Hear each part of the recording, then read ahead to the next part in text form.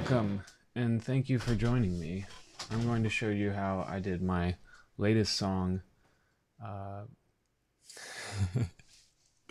Instant Gratification. It's still very early, but I think you'll enjoy it. So let me talk about kind of the music and the idea. This song is based off a repeating, I guess, progression, which is F sharp 6, E6, D6, and then B. And so diatonically it's in the key of B major, and then the D6 is borrowed from the B minor chord. I think that's yeah, it's a borrowed chord from the parallel minor. So for most of the song, we do it for the instant social gratification, the instant social gratification. And then we're going to B minor, the instant social gratification. And then we end on the B major.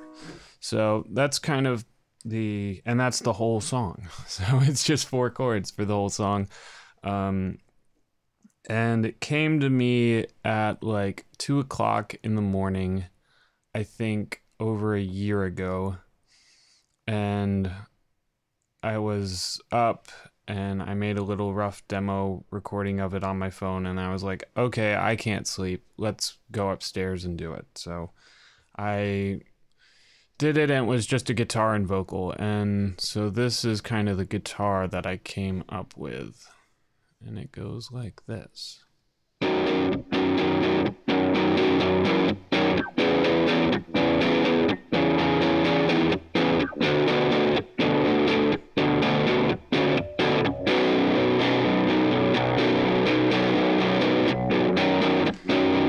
So it's a lot of, it's root and 6, basically. Instead of a power chord being root and 5, it's root and 6, basically, for the F sharp, E, and D. And then on the B, I do a power chord.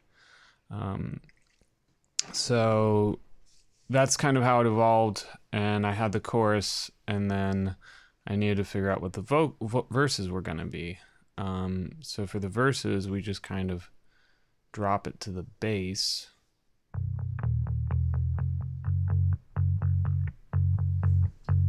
I guess while we're talking bass, I'll also talk gear. So this is my Squire Jackson bass. It's a 5-string, and the guitar was recorded on a baritone guitar. So it's 5 frets lower than your usual guitar, with the lowest note being B. And then when you have a 5th string on your bass, that's usually a B string. So that's why I got a 5-string bass. To match basically the octave of what the rhythm guitar was doing. I would say most of the guitar tracks are my baritone guitar. So from there, I programmed MIDI drums, and then I had drums come in later, but one of the key things I did before doing drums was this wonderful ad-lib by my friend Chris Daly, which I will play it for you now. And this just goes at the end of the chorus. So let me do that in my lead. Like and subscribe. So I was singing this thing, and I had Chris just in the room with me, and he came up with this brilliant like and subscribe motif to go after the chorus. So with that guitar and bass, it sounds like this.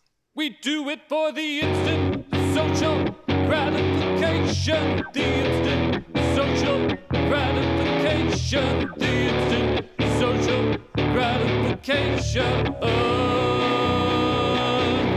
We do it for the instant social gratification, the instant social gratification, the instant social gratification.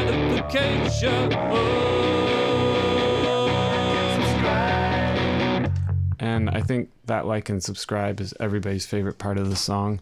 And so what I had Chris do is I had him do like a million harmonies of himself. Like and subscribe. So it's just a harmony there. In the outro, I have him doing like a million. So that's the first one. This is the outro. Like and subscribe. And it just it tickles me pink every single time. In terms of processing, I did some distortion on the, and I did some kind of high pass filtering just to kind of give it more of a radio sort of tone. So if you want to sound like a radio, you'll usually want to cut all the lows out and cut all the highs so you just have mid-range. So I kept the highs a bit, but you definitely want to cut the bass.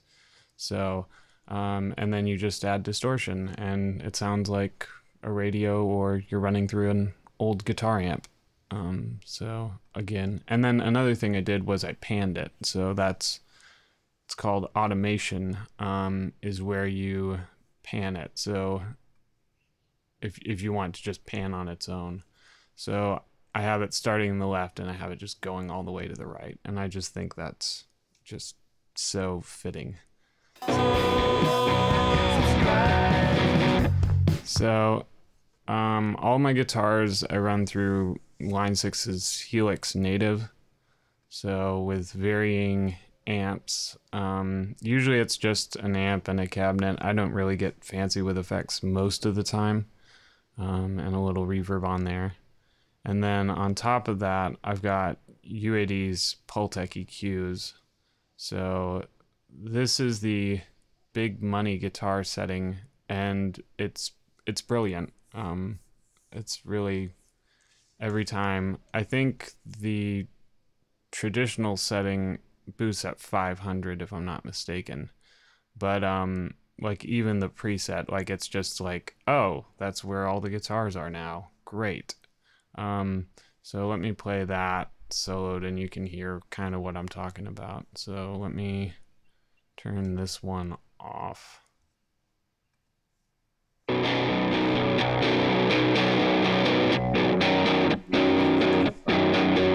It just adds a little bit more kind of grit in the mid-range that I think, yeah, everybody who uses this EQ probably uses it on guitar for this reason. So I have that on pretty much all of my guitars. Every single one has that. And then I also have the regular Pultec, just cutting out some low really is what I'm doing. And then I'm adding a little bit high in the 5K range. This song has, see, I'm already on like 40.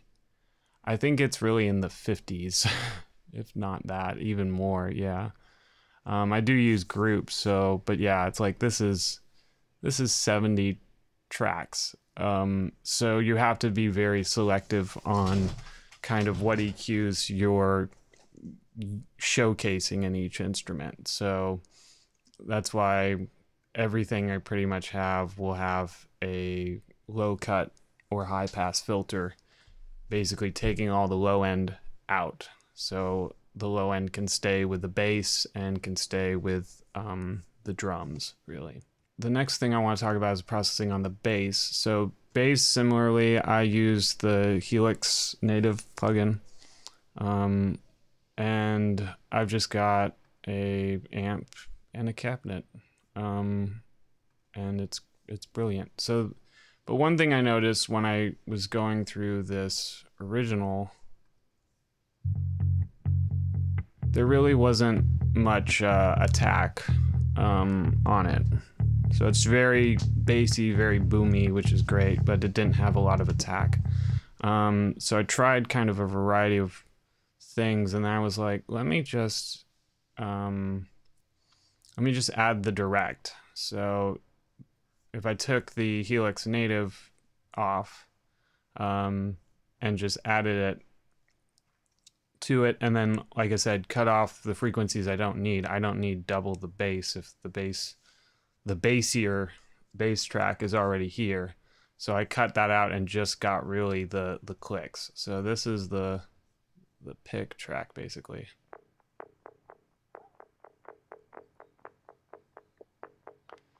So it's very, and it's kind of like, also if you want to make it sound like a radio, like this is kind of the EQ curve you need. But for this, since I've got it layered, like I don't need this bass low end over here. And there's really not that much high end anyways. So when we have them together, it's like this. So you can really, it's that clicking sound that you kind of get a little bit more of, which if you're mixing in a, well, if you're listening to it in a like really mid-rangey environment, that's gonna push the bass through. So that's what I did for that. So I programmed MIDI drums, and then I went into the studio with my friend Jordan, and I went to Ice Cream Factory, and it was cool. And so what I did, I'm a very particular person when it comes to drums, so I kind of have an idea of what I want. I just don't have the technical ability to play drums with great time. So I went to the studio and I had a session drummer play, and it sounds like this.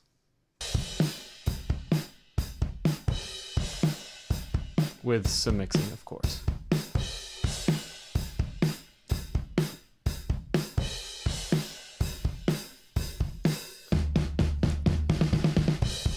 So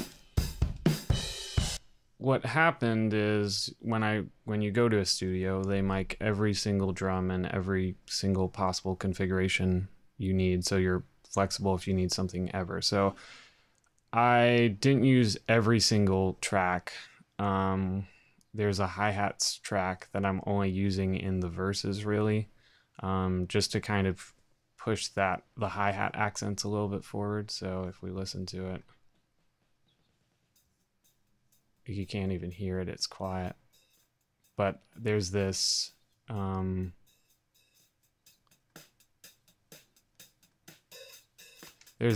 of opening and closing of the hi-hat. That accent I really wanted to make pertinent. So but I have it really low in the mix because with the room mics are picking up so much cymbals anyway, so I don't want to overpower it. Another thing to note is that all these tracks are kind of quiet because there's so many of them.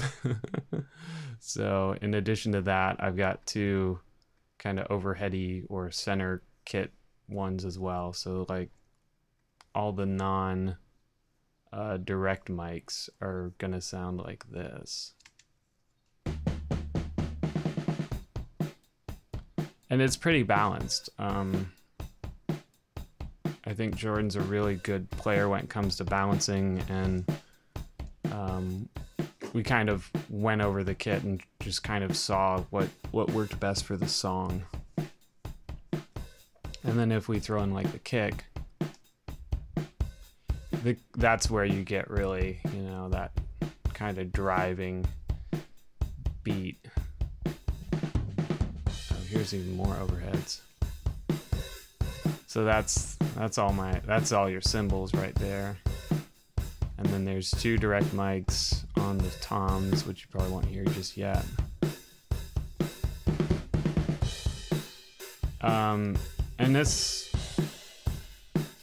And then I just kind of wanted to push the snare a bit forward. It was the other thing.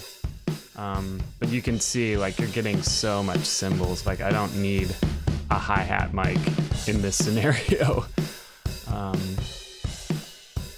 In terms of processing, I think a lot of it was just balancing and finding out what I liked in each one. So if we go for the snare, like I've got 3 snare mics, and they're all very good, and they all have their own kind of special things. I'm low cutting on a lot of them because I'm not getting that signal from the snare. And then, so for like this one, I really just wanted kind of that pop, you know. But if you take it out, it's totally different. Like it's a lot more lower pitched and, you know, kind of sits in, and I wanted to push it forward. So that's why this kind of EQ curve is insane. But you add that, and then the snare bottom gives you all the rattle of the snare. And so it's just kind of layering and combining these. I didn't really do a lot of processing, you know, and then I added an EQ on the top of it. The other thing was, like, when these were tracked, compression was already used. You go into a studio and they've got these nice compressors, so I didn't want to really, you know, do too much compression to the track. I do have a compressor on the drum bus because I did want to squash it and give it a little bit more kind of aggression to it, but it wasn't necessarily a level control thing, because when you go to a studio and they have a good engineer and they have compressors on everything, you don't really need to worry about it. So as a whole, here's the drums again, and it's a solid sound. But yeah, most of my job probably with this was just kind of EQ and finding what I liked and what I don't like. This lead vocal, oh my gosh, guys. I took vocal lessons for 3 months. I'm still taking them. And I pretty much worked every other day singing this song in this space. I used, I've got the mic right here. This is a Audix i5 microphone. And it's $100 microphone. And if you pair it with, I mean, if you're a loud singer, you might not even need a preamp, but I put it into a preamp, and I just kind of held it live because I needed that feeling of it being a live performance. But I did probably 3 months of vocal takes on this thing to get it figured out. In terms of processing, I've got 2 vocal tracks actually, because I noticed that part of the time I had the mic too close, so it sounded like this as opposed to this. So I needed to rebalance it. So for the ones where I was too close to the microphone, I basically added some EQ cutting out the low end to prevent kind of that proximity effect, is what they call it. And then I think I've got an EQ here. Yeah, just kind of upping the low mids to kind of bring those 2 different takes of audio to a similar level. And then after that, I have this crazy vocal chain, which is kind of an adaptation of one of my own presets, which is like, I call it radio delayed vocals. I'll also say, like, a lot of these RX, these are isotope RX, and what they're doing is they're declipping, deplosiving, and basically just cleaning the audio of these weird artifacts. If you're in a less than ideal location or you have less than ideal audio, this is a great way to clean it up and not manually edit everything. I've done that before, and that is not fun. So, and then I've got an EQ cutting out low end. And then from here, I've got more Pultex. I like to just get the preset and then tweak to my own kind of feel. So this is not the preset itself. This is just my take on that preset for this mic. And then I would say the most important thing I have is this thing called the vocal writer. And so what a vocal writer does is it increases the volume when you need it and decreases the volume when you don't need it, to kind of naturally level out the sound. So I did this before compressing, so the compressor wasn't doing the work really with all the peaks as much as this is. And I've written vocals myself manually, and I knew that would take a long time, so I'm very thankful for just buying a plugin to do it for me. So that's that. When we get to our harmonies, I have so many harmony tracks. When we get to our harmonies, I've got overdrive on them all, as well as a speaker simulation, to kind of simulate them, kind of push them back a little bit in the mix. I didn't need them super clear and super front and center. And I think also like it adds this kind of intercom character. So, and as you can see, I've got a little bit of correction here. So this is Jenna's second vocal take. And so she's kind of like a harmony of herself. She's a harmony in herself. We do it for the instant social gratification. And they're very distinctly different tracks, and that's what I kind of like, because you've got them stereo and they're just kind of bouncing off each other. But so this is my radio delayed vocals, I guess, chain. And I started doing this when I think there was a radio delayed, there's a Radio 40s EQ saturator or whatever. And so I just kind of, I've got overdrive on them all, as well as a speaker simulation, to kind of simulate them, kind of push them back a little bit in the mix. I didn't need them super clear and super front and center. And I think also like it adds this kind of intercom character. So, and as you can see, I've got a little bit of correction here. So this is Jenna's second vocal take. And so she's kind of like a harmony of herself. She's a harmony in herself. We do it for the instant social gratification.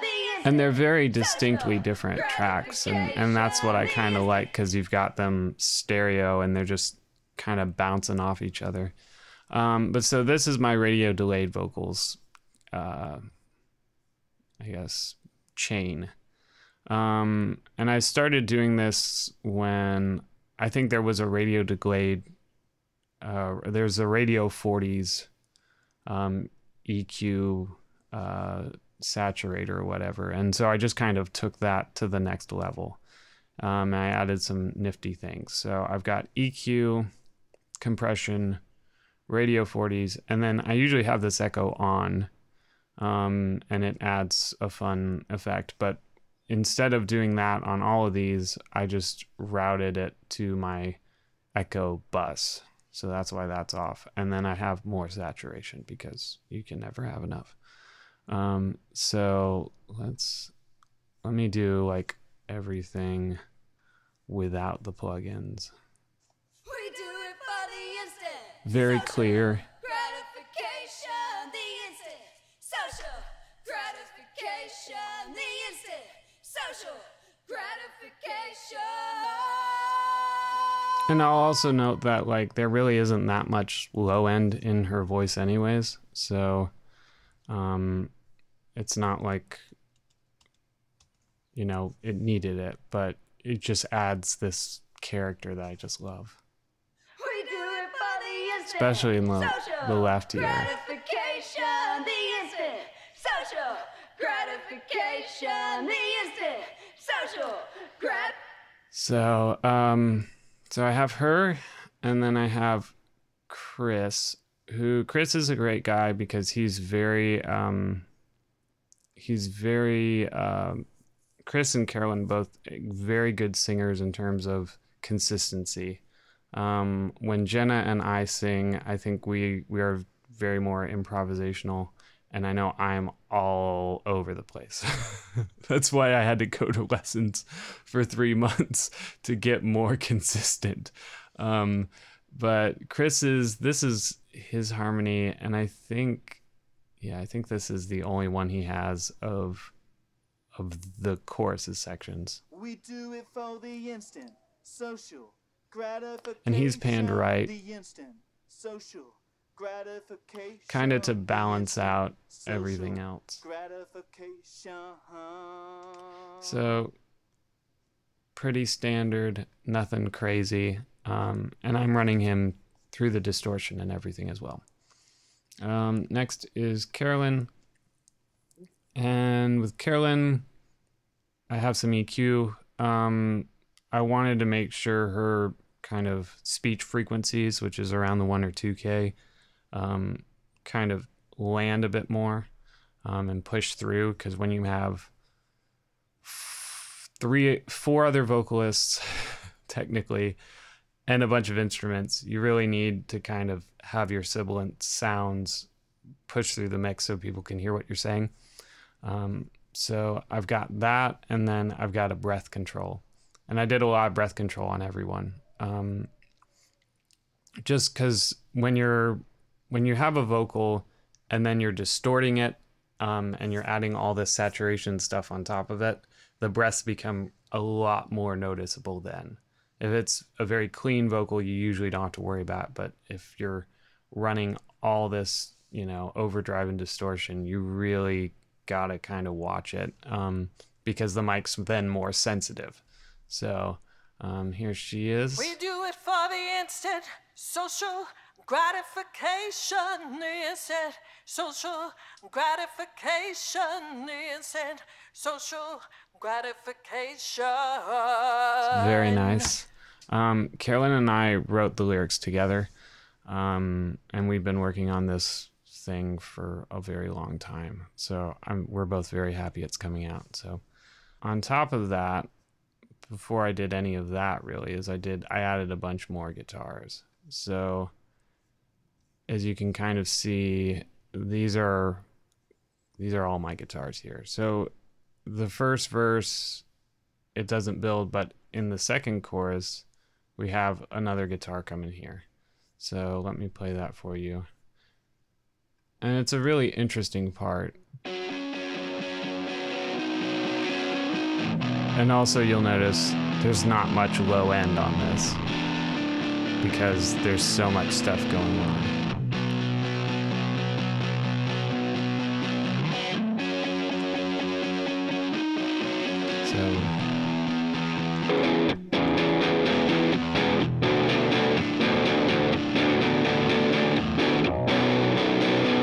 And it just adds, just a layer of noise and fun to it. So after that, I've got a kind of a rhythm double.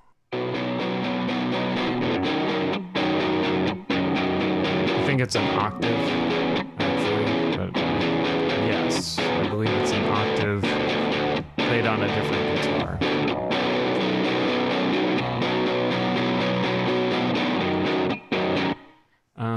And then I've got a guitar solo in the middle. With everything, with our fabulous vocalists, our wonderful ad-lib, the second half of the first chorus sounds like this.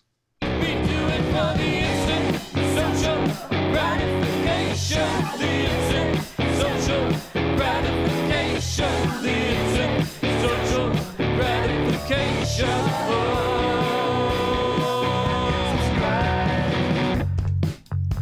And when I went to track drums, both the drummer and the engineer sang along to the like and subscribe, or mouthed to it. So I knew it was good. It was genius then. I think the last harmony that I do is this "It's All Free." And that I'll play that for you. You can unify yourself with the help of an app. It's all free. And yeah, that's just not every song requires a maximalist approach, but for this I've got 7 voices, 8 voices singing "It's All Free," and that's just wonderful. This is kind of like an overture piece, or it is an overture piece, so it's big ensemble, everybody kind of going at it. So in the final chorus, we do some fun things to mix it up. First up is "Turn Off Your Mind." Turn off your mind. Turn off your mind.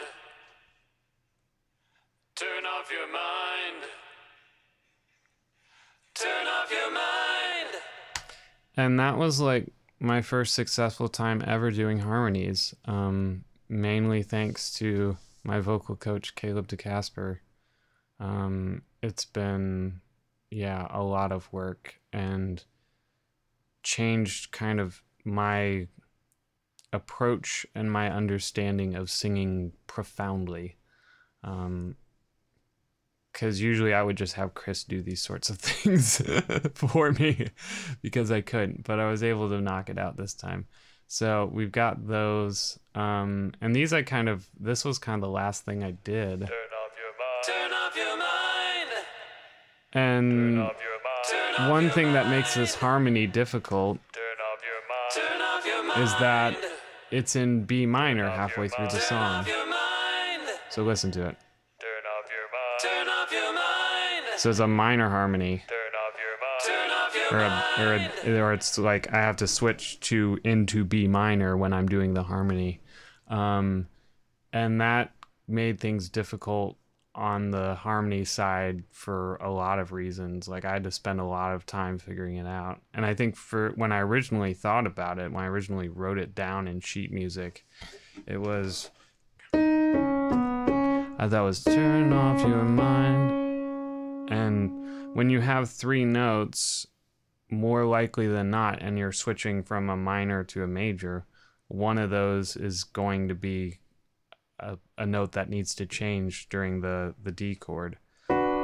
So I was like, what are the kind of 3 notes that I can depend on that are constant no matter if this changes? And it's F sharp, G sharp, and E. So I started doing it that way. But as soon as I stacked the harmonies, like it got all kind of wonky. So I was like, what if I can do 2 notes? Turn off your mind. Just like that. And as soon as I did it, the harmony was so much easier and everything got locked into place. So it's just kind of like, if you can make things as simple as possible, the better. And then you can, expand on that a lot easier too. Another thing in this outro section is we have, which is one of my favorite parts, is Carolyn's airport intercom voice, kind of giving this wonderful speech about turning off your mind as you're checking into the airport, basically. And this was so much fun to do. So let me run you through kind of what I'm doing on it too. So I've got breath control, mouth control, de-essing, an EQ, distortion, reverb, and then I have an EQ at the end. And it's like I said, if you want to make it sound like a radio, that's how you do it. And then I think on top of this, are my harmonies? I don't think, yeah, I think that's it. But it is just so much fun, and she's saying it in this I'm just gonna let it speak for itself. I'm too excited. Turn off your mind and pave the way. Let the echo guide you to your destiny. And I'm panning left and right, obviously.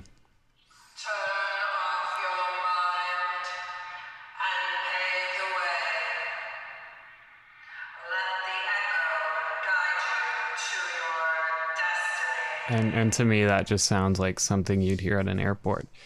Obviously, if it's on its own, you'd have a lot more low end. So if I just turn this off.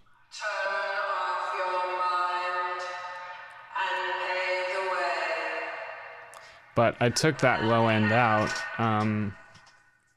mainly because at this point in the song, I have like everybody singing and everybody going on overdrive, and I really didn't want to muddy the mix if I didn't need to, because like with all this stuff going on and all this energy and information, like you're really not gonna pick out the low end in that voice.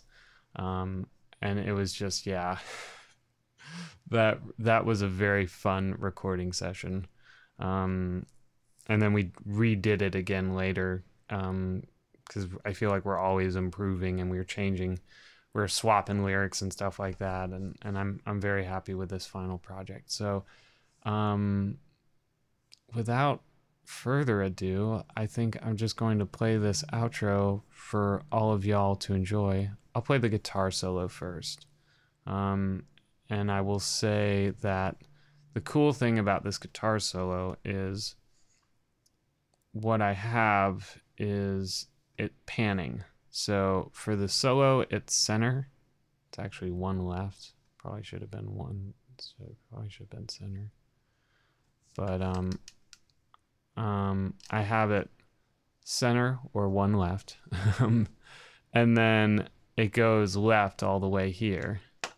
And for this track, this is the octave, and that goes all the way right. So there's just so much going on in this cacophony, and so much of it's stereo.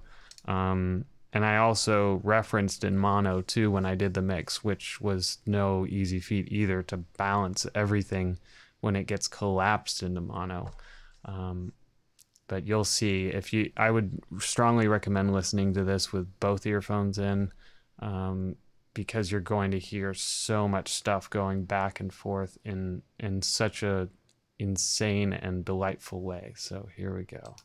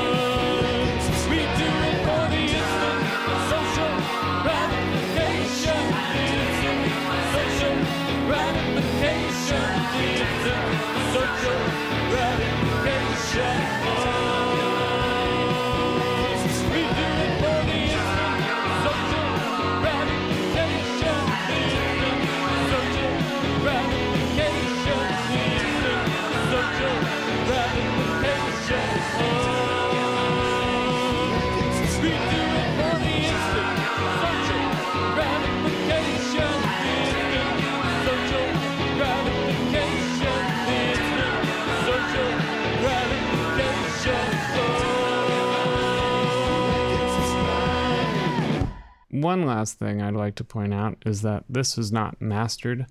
So after doing everything, I send it off to a mastering engineer, the wonderful Nick Landis. And what a mastering engineer is going to basically take everything and make it sound even better, really, and make it sound balanced at kind of a bird's eye view level. So I'm very excited to hear that. But I think the mix as it stands is quite exciting enough. So, yeah, listen to the song on your headphones or really good speakers, and hope you enjoy